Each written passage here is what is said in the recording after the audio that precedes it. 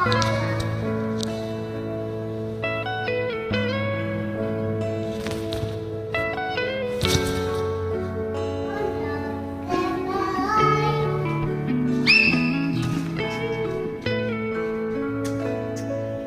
นึ่งชีวิต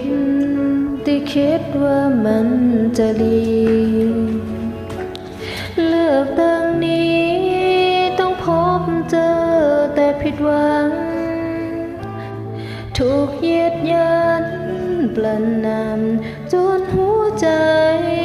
บอบช้ำชีวิตมันล้ำลงได้จะได้ความลุ่มหลงชักช่วยในโลกมายาเอาชนะความหักที่ลอยอยู่ไกลคนคอยหาปวดหูบ้าหูไปอยู่ไหนต้องปิดบังเอาไว้คือมืดมนเสียงสะอื้นในใจแต่บ่มีภัยได้ยินความปวดร้าวกัดกินใจสลัวเสียงคร่ำครวญสุดท้ายหากได้ยินถึงตัวหูว่าเปิ้นหักตัวแค่ไหนดาวดวงนั้นที่ฝันจะลอยไปไกลแต่สุดท้ายตั้งบ่เหลืออะไร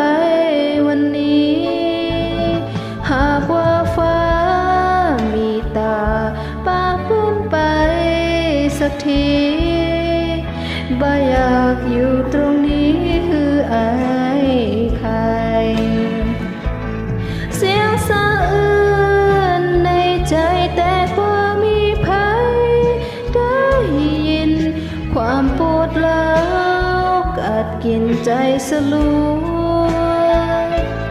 เสียงคร่ำครวญสุดท้ายหากได้ยินถึงตัวหูว่าเปิ้นหักตัวแค่ไหนดาวดวงนั้นที่ฝันจะลอยไปไกลแต่สุดท้ายตั้งบ่เหลืออะไรวันนี้หากว่าฟ้ามีตาฟ้าปื้นไปสักทีบ่อยา